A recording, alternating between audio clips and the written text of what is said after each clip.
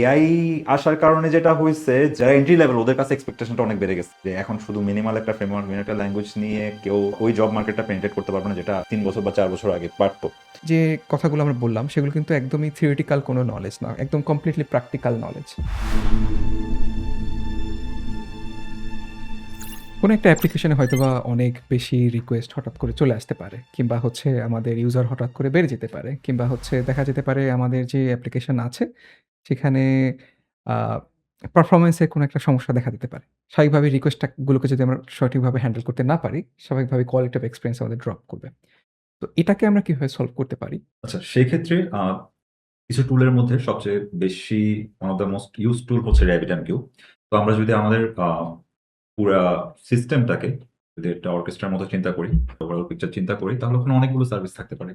তো service to service কোনো একটা কমিউনিকেশনের ক্ষেত্রে যদি ফর হোয়াট এভার রিজন যদি স্লো হয় বা কোনো কারণে যদি ব্লকার ক্রিয়েট হয় বা বটলনেক ক্রিয়েট হয়, তখন দেখা যায় যে ওই জাস্ট ২ টা সার্ভিসের কমিউনিকেশনের কারণে পুরো ওভারঅল সার্ভিসটাই হচ্ছে স্লো হয়ে পড়ে, which gives a very bad experience to the user. তো সেক্ষেত্রে আমরা হচ্ছে RabbitMQ এর মতো সার্ভিসগুলো ইন্ট্রোডিউস করতে পারি, which acts like a message broker. Basically say message pass করা, একটা সার্ভিস থেকে আরেকটা সার্ভিসের মধ্যে মেসেজ পাস করার যেই রেসপন্সিবিলিটি, ওটাকে অনেকটা সার্ভিস থেকে অফলোড করে নিজের কাছে নিয়ে নেয়। অর্থাৎ ২ টা সার্ভিসের নিজেদের মধ্যে জানার প্রয়োজন নাই যে আরেকজন সার্ভিস মেসেজ পাচ্ছে কি পাচ্ছে না। একটা সার্ভিসের কাজ হচ্ছে RabbitMQ এর কাছে যেটা মেসেজ কিউ আছে ওখানে মেসেজগুলো পাস করে দেওয়া। আরেকটা সার্ভিসের কাজ হচ্ছে সেই মেসেজগুলো ওখান থেকে কালেক্ট করে ইউজ করা। সেক্ষেত্রে আমার আ ডিকাপলিং টা আমি এখানে দেখতে পাচ্ছি যে ২ টা সার্ভিস নিজেরাও হচ্ছে অনেক স্মুথলি কমিউনিকেট করতে পারতেছে। কারণ ওভারঅল মেসেজ ডিস্ট্রিবিউশন এর দায়িত্বটা হচ্ছে RabbitMQ এর কাছে দিয়ে দেওয়া হয়েছে। সে সোললি ওই রেসপন্সিবিলিটিটা। এবং আমাদের পরিধির ল্যাবে হচ্ছে এই RabbitMQ র যে টপিক গুলো আমাদের দরকার প্রফেশনাল লাইফে, বা যেটা আমাদের যদি একটা পুরো সিস্টেমে RabbitMQ কে ইন্ট্রোডিউস করতে গেলে আমাদের যা শেখা লাগবে সবগুলি হচ্ছে আমাদের ল্যাবের থ্রুতে কভার করা হইছে। তো আমার পুরা এক্সপেরিয়েন্সটাই হচ্ছে আমার একটা সেকশনের মধ্যে চলে আসছে এবং সবকিছু আমরা এখানে দেখতে পাচ্ছি।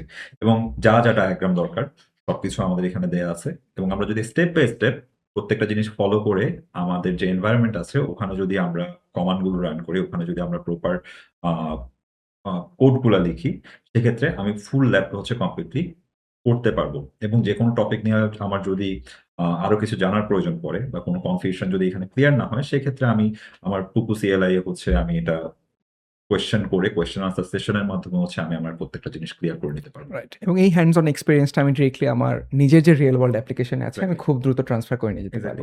রাইট। একজন ইঞ্জিনিয়ার বা একজন সফটওয়্যার ডেভেলপার তার রিয়েল জবে যা করবে ওটা থেকে এটা কিন্তু খুব একটা ডিফারেন্ট ডিফারেন্স না। কিছু নাই। রাইট। সেম জিনিসই হচ্ছে করবে। হয়তো হচ্ছে আ আমার এনভায়রনমেন্টটা একটু এনভায়রনমেন্ট ডিফারেন্ট ডিফারেন্ট হতে হবে। পারে। বাট সোল বেসিক জিনিস যেটা অ্যাকচুয়ালি আমার RabbitMQ ইউজ করার বেসিক পারপাস যেটা, ওই পারপাসে কোনো ডিফারেন্স আসলে এখানে নাই। রাইট। যেইখানে করতে পারবে সে সেখানেও করতে ওখানেও পারবে। তার রিয়াল লাইফেও সে এটা ইমপ্লিমেন্ট করতে পারবে। পারফরম্যান্স অপটিমাইজেশনের কথা বলি বা সিস্টেম ডিজাইন, ইন্টারভিউ এর কথা বলি, সেখানে ক্যাশ ম্যানেজমেন্ট বা ক্যাশিং একটা বড় অংশ জুড়েই থাকে। তো আমরা এই বিষয়টাকে কিভাবে শিখতে পারি বা হচ্ছে ইমপ্লিমেন্টেশন এর দিকে আগাতে পারি? এটা নিয়ে আসলে কিভাবে আমরা কথা বলতে পারি? আ যেকোনো সিস্টেম ডিজাইন ইন্টারভিউতে একটা সবচেয়ে কমন টপিক হচ্ছে ক্যাশিং। থেকে যাই ডিজাইন করতে দিক না কেন, ক্যাশিং এর কথা কোনো না কোনোভাবে চলে আসে। তো সেক্ষেত্রে আ ক্যাশিং এর মেইন পারপাস হচ্ছে পারফরম্যান্স অপ্টিমাইজ করা। এবং one of the most used tool for caching হচ্ছে আমাদের Redis service to service performance optimization বা আমাদের কুইক ডেটা ডেলিভারির জন্য Redis হচ্ছে সবচেয়ে বেশি ইউজড। এবং এটা এমন একটা জিনিস ক্যাশিং, যেটাতে এটা মেস আপ করা অনেক বেশি ইজি। হু, হু, যে খুব এটা যদি প্রপারলি ক্যাশ ম্যানেজমেন্ট এর ব্যাপারটা যদি একজন ডেভেলপার প্রপারলি না জানে, হু, হু, তাহলে আ তার জাস্ট ওই ক্যাশ ম্যানেজমেন্ট পুরো সার্ভিসটাই ব্রেকডাউন করতে পারে। বা পুরো রাইট। সার্ভিসের মধ্যে একটা ডিসক্রিপেন্সি দেখা হু, দিতে হু, পারে। হু, হু। এজন্য এটা খুবই সেনসিটিভ এবং ইউজফুল এবং খুব ইম্পোর্টেন্ট একটা টপিক। যেকোনো ইন্টারভিউ তো বটেই, ডে টু ডে কাজের জন্য একজন ডেভেলপার যে সিস্টেম নিয়ে কাজ করে, তার জন্য এটা খুব ইম্পোর্টেন্ট টপিক। এবং আমরা পরিচিত আমাদের Redis এর যে টপিক গুলা আমাদের কভার করা উচিত টপ টু বটম সবগুলি হচ্ছে আমাদের ল্যাবের থ্রুতে দেখানোর চেষ্টা করছি। সো আমরা যদি পরিধির ড্যাশবোর্ডে ঢুকি, ল্যাবের লিস্টে ঢুকি, তাহলে Redis নিয়েই শুধুমাত্র আমরা ৫ টা মডিউল ডিফারেন্ট ল্যাব গ্রুপ আমরা দেখতে পাবো, যেখানে Redis এর বিভিন্ন ফিচার গুলো কভার করা হয়েছে এবং Redis টাকে কিভাবে আমরা একটা সিস্টেমের মধ্যে ইন্টিগ্রেট করতে পারি ওগুলো দেখানো হয়েছে। তো আই হোপ যে কেউ যদি এই সবগুলো ল্যাব গ্রুপ গো থ্রু করে, তাহলে তার আ Redis এর মানে প্রফেশনাল লেভেল Redis ইমপ্লিমেন্টেশন নিয়ে আসলে এরপর আসলে শেখার তো কোনো শেষ নাই। জি। বাট আমাদের তো একটা স্টেপিং স্টোন দরকার। হুম, সো সেই ক্ষেত্রে আসলে এই ল্যাবগুলো করলেই আই গেস তার ফার্স্ট যেটা স্টেপিং স্টোন সেটা আই গেস কমপ্লিট হয়ে যাবে। কমপ্লিট হয়ে যাচ্ছে। এখন আমরা একটা কমন ট্রেন্ড দেখতে পাচ্ছি। স্পেশালি জব পোস্ট গুলাতে যেকোনো জব পোস্টে দেখা যায় যে ক্লাউড সম্পর্কে একটা রিকোয়ারমেন্ট থাকে। যে এপ্লাই করবে তার যাতে ক্লাউড নিয়ে নলেজ থাকে। তো আমাদের যে ক্যারিয়ার ট্র্যাক আছে এখান থেকে সে কেমনে তার ক্লাউড নলেজটা বিল্ড আপ করবে বা এখান থেকে কি ধরনের বেনিফিট সে পাবে? মূলত হচ্ছে আমরা যখন কোনো অ্যাপ্লিকেশন বা কোনো সফটওয়্যার যখনই হচ্ছে আমরা ডেভেলপ করি, সেটাকে আমাদের কোনো না কোনো জায়গায় আমাদের ডিপ্লয় তো করতে হচ্ছে, রাইট? আমাদের মানুষের কাছে পৌঁছাতে হচ্ছে। তো সেটার জন্য আমাদের ক্লাউড রিলেটেড যে নলেজটা আছে সেটা খুব ভালোভাবে থাকা দরকার। রিজন বাই রিজন হয়তোবা আমাদের কাস্টমার থাকতে পারে। তাদেরকে আমরা কিভাবে সার্ভ করব? তাদেরকে আমরা কিভাবে প্রপারলি সার্ভ করব? এবং কিভাবে সিকিউরলি ওয়েতে আমরা পাঠাবো? বা হচ্ছে আমরা কিভাবে হচ্ছে তার হোল নেটওয়ার্কগুলো আমরা ডিজাইন করব? ক্লাউড ফান্ডামেন্টালের যে নলেজগুলো আছে সেগুলো হচ্ছে আমরা ইজিলি ট্রান্সফার করে দিতে পারি হচ্ছে অন্য যেকোনো ক্লাউড প্রোভাইডারের ক্ষেত্রে Azure হোক বা হচ্ছে GCP হোক। তো ফর এক্সাম্পল আমাদের যে ডেভেলপমেন্টের ক্ষেত্রে আমাদের ফুল নেটওয়ার্ক ডিজাইনটা আমাদের করতে হচ্ছে। আমাদের রিসোর্সেস আমাদের প্রভিশন করতে হচ্ছে সেটা ভার্চুয়াল মেশিন হোক বা কোনো ক্লাস্টার হোক বা ডেটাবেস বা কোনো কিছু। তো সেটার জন্য আমাদের এই ক্লাউড সম্পর্কে বেশ প্রফিশিয়েন্ট ওয়েতে আমাদের নলেজটা থাকা দরকার। সো এটার জন্য কিন্তু একদম যে কথাগুলো আমরা বললাম, সেগুলো কিন্তু একদমই থিওরিটিক্যাল কোনো নলেজ না। একদম কমপ্লিটলি প্র্যাকটিক্যাল নলেজ। আমাদেরকে একদম হ্যান্ডস অন পার্ট থেকে আমাদের শিখতে হবে। আমাদের নেটওয়ার্ক ডিজাইনটা হচ্ছে আমাদের দেখতে হবে। আমাদের রিয়েল ট্রাফিক লোড আমাদের দেখতে হবে। আমাদের রিয়েল ইনফ্রাস্ট্রাকচার আমাদের প্রভিশন করতে হবে। সো সেটার জন্য হচ্ছে আমাদের একদম হ্যান্ডস অন এক্সপেরিয়েন্সটা দরকার। তো পরিধির ক্ষেত্রে যেটা করছে, পরিধির ক্ষেত্রে যেটা হচ্ছে পরিধি ল্যাব এনভায়রনমেন্টে যেকোনো স্টুডেন্ট তারা হচ্ছে AWS এর ক্রেডেনশিয়ালস তো পাচ্ছেন এবং একই সাথে গাইডেড লার্নিং ওয়ার্কফ্লোটাও পাচ্ছেন যে কিভাবে প্রত্যেকটা রিসোর্সেস আমরা হচ্ছে ওয়ান বাই ওয়ান প্রভিশন করব, সেগুলো কিভাবে হচ্ছে আমরা টুইক করব, ইউজ করব, আমাদের অ্যাপ্লিকেশন ডিপ্লয় করব, নেটওয়ার্ক ডিজাইন করব, এভরিথিং। এখানে একটা পয়েন্ট হচ্ছে নরমালি কেউ যদি AWS প্ল্যাটফর্মে ঢুকে শেখা শুরু করে তার ওভারওয়েলম ফিল করা খুবই ইজি। কারণ এত কম্পোনেন্ট আছে, এত সার্ভিস আছে। আমি কোথা থেকে শুরু করব, কোনটার পরে কোনটা শিখবো এটাও একটা বড় চ্যালেঞ্জ। বড় চ্যালেঞ্জ। সেক্ষেত্রে আমাদের ল্যাবগুলো কিন্তু সিকোয়েন্সিয়ালি আছে, রাইট? যে রাইট। তার কোনটার পরে কোনটা শিখতে হবে এটা অলরেডি তাকে সিকোয়েন্সিয়ালি বলা আছে। সিকোয়েন্সিয়ালি করতে হবে। সেক্ষেত্রে তার শেখাটা অনেক এফিশিয়েন্ট হচ্ছে। রাইট। ওভারওয়েলম হওয়ার চান্সটা কম যে এই ক্ষেত্রে বা এই ধরনের লার্নিং এ। রাইট। যেমন হচ্ছে আমরা একদম শুরু থেকেই একদম নেটওয়ার্ক ডিজাইন থেকে শুরু হয়ে দেন সার্ভারলেসে গিয়ে দেন হচ্ছে গ্র্যাজুয়ালি সেটাকে হচ্ছে আমাদের আরো স্কেলেবিলিটির দিকে যদি যাই, হাইপারস্কেলারের যদি কথা বলি, কুবারনেটিস ক্লাস্টার বা EKS এ এভাবে হচ্ছে ফুল আমাদের এটাকে ডিজাইন করা। প্রত্যেকটা ল্যাব আমাদের এভাবে ডিজাইন করা। তো ফুল ওনারশিপ এবং ফুল হ্যান্ডস অন এক্সপেরিয়েন্সটা আমরা এর থ্রুতে গ্যাদার যেমন করতে পারছি, ঠিক তেমনি হচ্ছে এটাকে আমাদের রিয়েল ওয়ার্ল্ডে হচ্ছে আমরা ট্রান্সফার করে দিতে পারতেছি এখানে খুব কোনো দ্রুত। ব্যারিয়ার নাই কোনো actually। ব্যারিয়ার নাই। হ্যাঁ। জাস্ট লাইক আমরা এখানে যেটা করছি, ঠিক একই কাজটা হচ্ছে আমরা করছি আমাদের যে যেখানে হচ্ছে আমরা রিয়েল ওয়ার্ল্ডে কাজ করছি, অ্যাপ্লিকেশনে করছি। এটা তো রিয়েল ওয়ার্ল্ড। এটা তো আমরা Real world, অরিজিনাল এমন না যে আমরা কোনো রেপ্লিকেট রেপ্লিকেট করছি। Right. This is not a simulation. Real অ্যাকাউন্টেই আমরা কাজগুলো করতেছি। সো আমাদের একটা খুব কমন ইস্যু হচ্ছে জাস্ট ক্যাজুয়ালি কথা বলি। একটা কমন ইস্যু হচ্ছে টোকেন বার্ন। রাইট। যে বড় যে টুলগুলো আমরা পপুলার টুলগুলো ChatGPT ইউজ করি বা যে টোকেন খুব তাড়াতাড়ি শেষ হয়ে যায়, খুব তাড়াতাড়ি বার্ন হয়। এই ক্ষেত্রে কি পুকুর কোনো ইউজ করার কোনো বেনিফিট আছে যেটা আমাকে টোকেন সেভ করতে হেল্প করবে? রাইট। ওভারঅল ইকোসিস্টেমের ক্ষেত্রে আমার হচ্ছে লার্নিং পারপোজও লাগছে, আমার ডেভেলপমেন্ট পারপোজও লাগছে Exactly. পরিধির ইকোসিস্টেমে। তো সেখানে যেটা হয় আমরা পুকুর ক্ষেত্রে আমরা হচ্ছে প্রাইসিং মডেল বা হচ্ছে সাবস্ক্রিপশন মডেল বা যেভাবে হচ্ছে মানুষজন ইউজ করবে সেখানে যেটা হয় আমরা টোকেনের বদলে আমরা ডিরেক্টলি ফ্ল্যাট রিকোয়েস্ট দেই। আচ্ছা। ফর এক্সাম্পল হচ্ছে আমাদের প্রো টিয়ারে হচ্ছে 20,000 ফ্ল্যাট রিকোয়েস্ট পার মান্থ। পাওয়ার টিয়ার হচ্ছে 40,000 request per month. For example আমাদের অন্যান্য হার্নেসিং ইঞ্জিনে যেটা হয়, ফর এক্সাম্পল আমার একটা সিঙ্গেল টুল কলে বা একটা সিঙ্গেল অপারেশনে আমার ফর এক্সাম্পল 20,000 টোকেন বার্ন হয়ে গেল। সো ধরা যাক হচ্ছে আমার ওখানে লিমিট আছে 100,000 টোকেন। সেখানে কিন্তু অলরেডি হচ্ছে আমার 20% হচ্ছে আমার আ ই নষ্ট হয়ে যাচ্ছে। টোকেন বার্ন হয়ে যাচ্ছে। But in the sense of মানে ইন দ্য কনটেক্সট অফ পুকু আমাদের হচ্ছে এই যে 20,000 টোকেন বার্ন হলো, এটা হচ্ছে ডিরেক্টলি কোনো ইফেক্ট পড়বে না। আমার হচ্ছে আ লিমিটেশন এ বলি বা কোটা বলি। সেটা হচ্ছে একটা রিকোয়েস্ট একটা রিকোয়েস্ট হিসেবে কাউন্ট হবে। আচ্ছা। সো এটার জন্য যেটা হয় আমার ইউজেবিলিটি অনেক বেড়ে যাচ্ছে, ইউজার ফ্রিকোয়েন্সি অনেক বেড়ে যাচ্ছে। একই সাথে যেহেতু হচ্ছে আমাদের হার্নেস ইঞ্জিনটা বেশ বেটার পারফর্ম করে। ফর এক্সাম্পল এটা হচ্ছে একটা কনটেক্সট অ্যাওয়ার ইন্টেলিজেন্স এটার আমার হার্নেসে এমবেড হিসেবে থাকে। সো ফর এক্সাম্পল এটা একটা বেটার গ্রাফ তৈরি করে প্রত্যেকটা ফাংশনের সাথে, প্রত্যেকটা ক্লাসের সাথে, প্রত্যেকটা ডেটাবেজের সাথে, প্রত্যেকটা ডিপেন্ডেন্সির সাথে একটা প্রপার গ্রাফ তৈরি করে। সো এই যে গ্রাফ যেটা থাকে সেটা হচ্ছে আমাদের আরেকটা ইন্টেলিজেন্ট যে রাউটিং সিস্টেম ওভারঅল মডেলের ক্ষেত্রে সেখানে যায়। তো এই যে ওভারঅল সিগন্যাল প্রসেসিং এর বিষয়টা সেটার জন্য হচ্ছে আমাদের ওভারঅল যে হার্নেসিংটা সেটা কিন্তু কিছু ক্ষেত্রে almost on per with the better harnessing engine. তো আমি যদি আমাদের লার্নিং পারপোজের কথা বলি সেখানে হচ্ছে আমার একটা হিউজ বেনিফিট আছে। জাস্ট লাইক হচ্ছে আমাদের পুকু ক্লাউড বা হচ্ছে আমাদের যে পরিধির যে ল্যাব এনভায়রনমেন্ট যেখানে হচ্ছে আমরা একটা বিশাল সুবিধা পাচ্ছি। ঠিক একইভাবে এই এজেন্টিক টুল ইউজ করার ক্ষেত্রে আমরা একটা বিশাল লেভারেজ পাচ্ছি। ইন এ সেন্স হচ্ছে এটাকে আমরা আনলিমিটেডও বলতে পারি।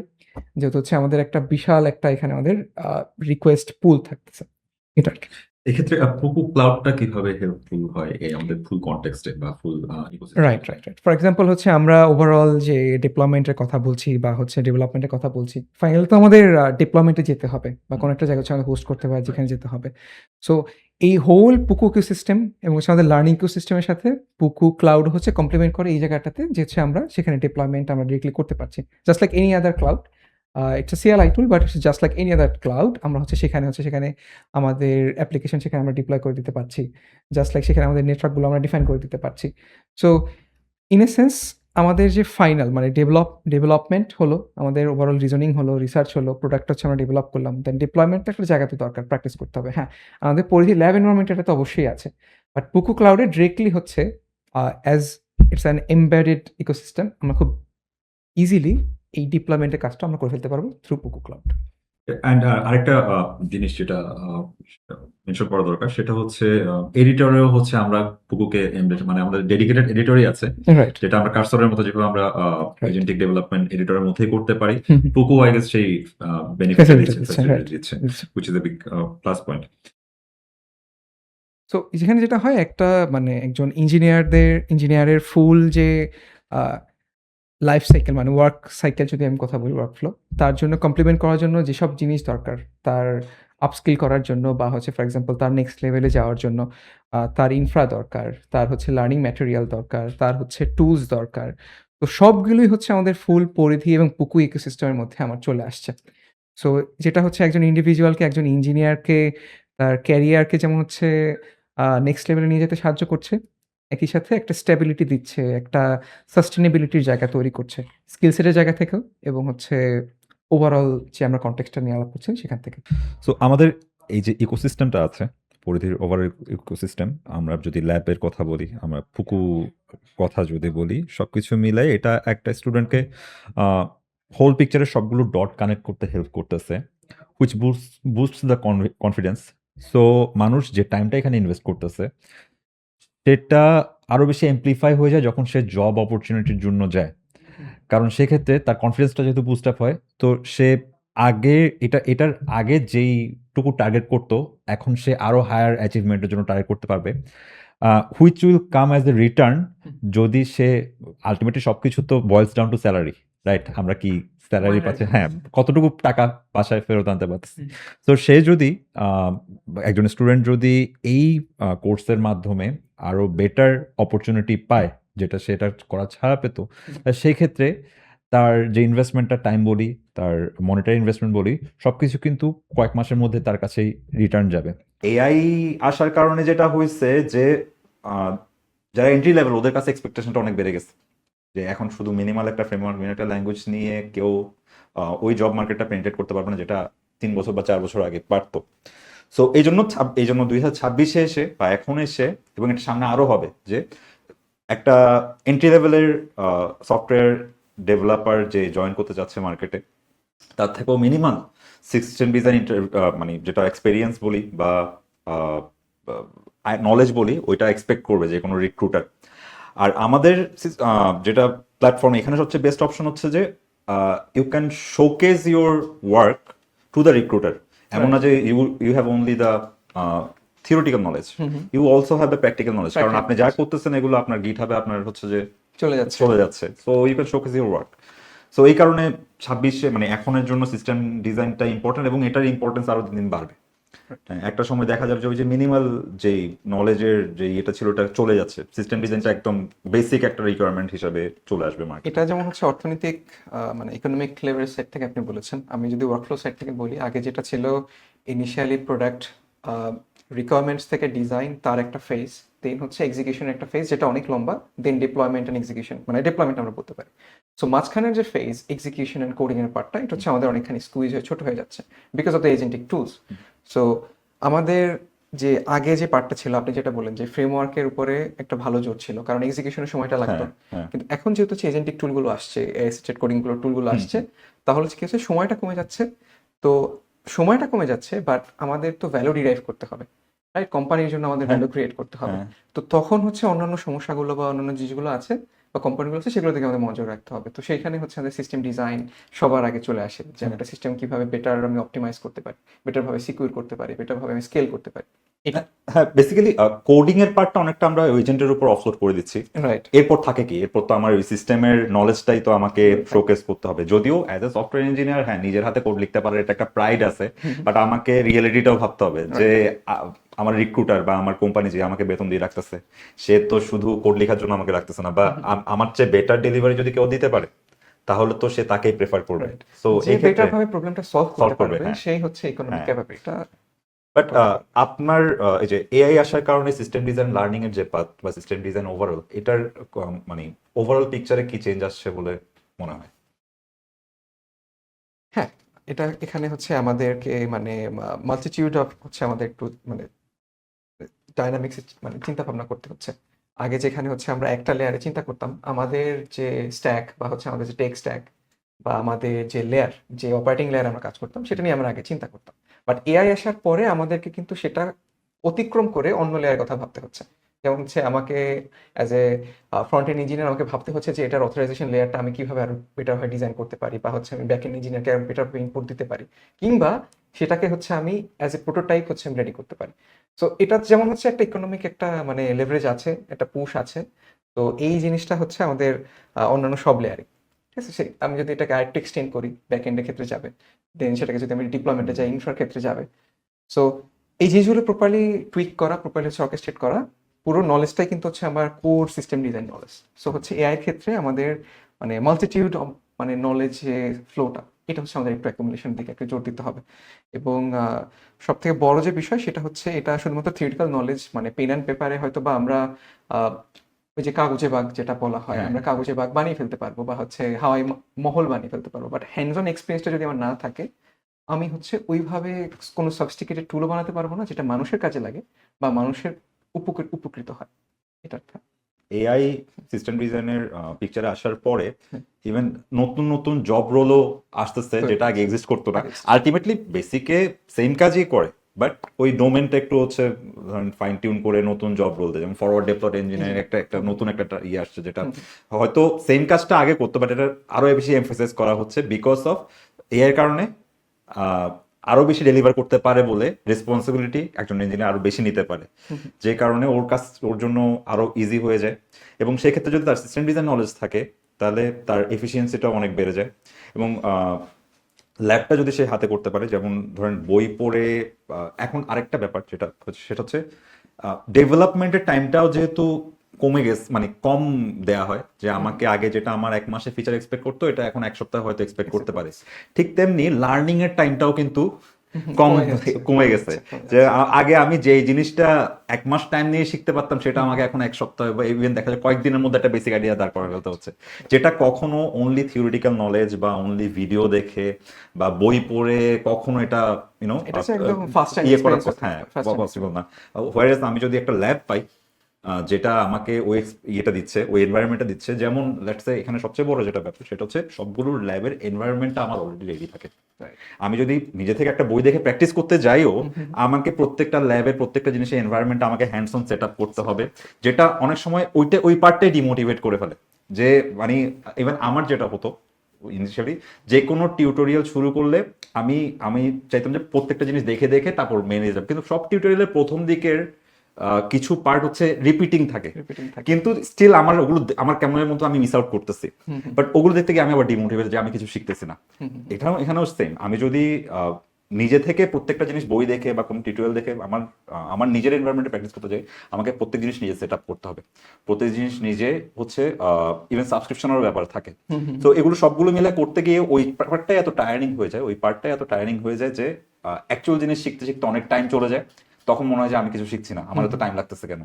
এখানে যেটা প্রত্যেকটা ল্যাব আমি ঢুকলেই এনভায়রনমেন্ট রেডি, আমি জাস্ট যে টপিকটা আমার দেওয়া আছে ওইটা আমি মানে ইনস্ট্যান্টলি শুরু করে দিতে পারতেছি, মানে ইনস্ট্যান্ট রেজাল্ট দেখতেছি যে আমি আজকে এই টপিক আমি রেভিট এমকিউ শিখবো, সাথে সাথে আমি একটা রেভিট এমকিউর একটা ডেমো আমি নিজে থেকে করে ফেলতে পারছি, which is a big jump. Rather নিজে থেকে সবকিছু হচ্ছে হ্যাঁ ওইটার একটা আলাদা এক্সপিরিয়েন্স আছে, বাট ওইটা একবার করতে ভালো লাগে, দুইবার করতে ভালো লাগে, বাট বারবার নিজে করতে ভালো লাগে না।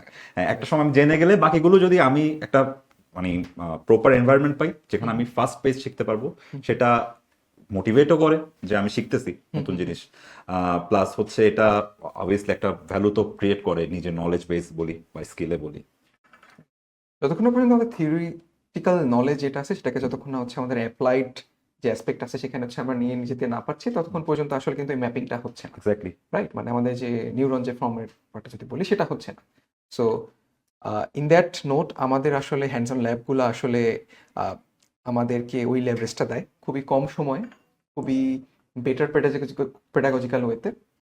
মোট কথা হচ্ছে মানে কুইক লার্ন এবং ইফেক্টিভ লার্নিং যদি করতে চাই, হ্যান্ডস অন ল্যাবের আসলে কোনো অল্টারনেটিভ নাই। ফিউচারে কি হবে জানি না, বাট এখন নাই। এখন